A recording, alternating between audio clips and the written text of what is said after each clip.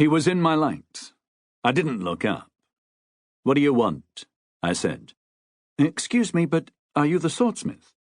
There are certain times when you have to concentrate. This was one of them. "Yes, go away and come back later." "I haven't told you what I—" "Go away and come back later." He went away. I finished what I was doing. He came back later. In the interim, I did the third fold. Forge welding is a horrible procedure, and I hate doing it.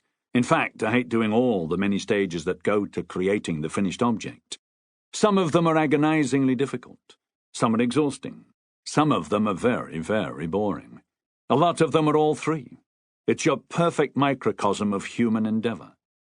What I love is the feeling you get when you've done them and they've come out right. Nothing in the whole wide world beats that.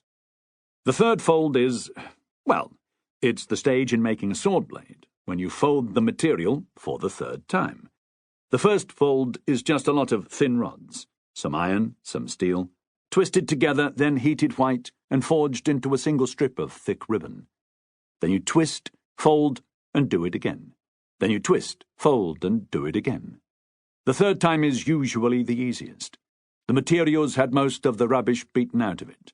The flux usually stays put, and the work seems to flow that bit more readily under the hammer. It's still a horrible job. It seems to take forever, and you can wreck everything you've done so far with one split second of carelessness. If you burn it, or let it get too cold, or if a bit of scale or slag gets hammered in. You need to listen, as well as look, for that unique hissing noise that tells you that the material is just starting to spoil, but isn't actually ruined yet. That's the only moment at which one strip of steel will flow into another and form a single piece. So you can't chat while you're doing it. Since I spend most of my working day forge welding, I have this reputation for unsociability. Not that I mind. I'd be unsociable if I were a ploughman. He came back when I was shoveling charcoal. I can talk and shovel at the same time, so that was all right. He was young, I'd say about 23 or 4, a tall bastard. All tall people are bastards. I'm 5'2", with curly blonde hair like a wet fleece, a flat face, washed-out blue eyes, and a rather girly mouth. I took against him at first sight because I don't like tall, pretty men. I put a lot of stock in first impressions. My first impressions are nearly always wrong. "What do you want?" I said. "I'd like to buy a sword, please." I didn't like his voice much, either. In that crucial first 5 seconds or so, voices are even more important to me than looks.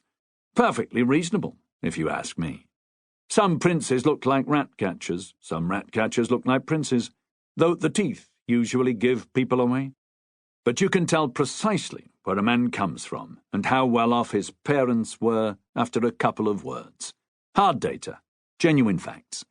The boy was quality, minor nobility, which covers everything from over-ambitious farmers to the younger brothers of dukes. You can tell immediately by the vowel sounds. They set my teeth on edge like bits of grit in bread. I don't like the nobility much. Most of my customers are nobility, and most of the people I meet are customers. "Of course you do," I said, straightening my back and laying the shovel down on the edge of the forge. "What do you want it for?" He looked at me as though I'd just leered at his sister. "Well, for fighting with." I nodded. "Off to the wars, are you?" "At some stage, probably, yes."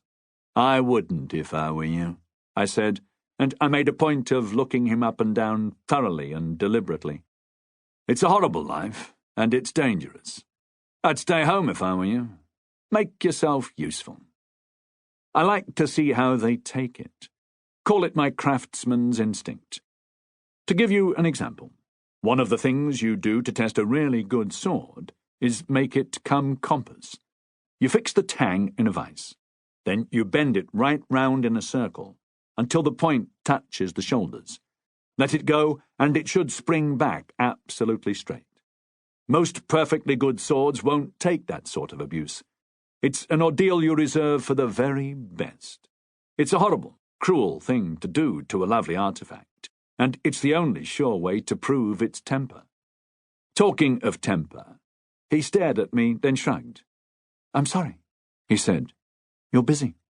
I'll try somewhere else." I laughed. "Let me see to this fire and I'll be right with you."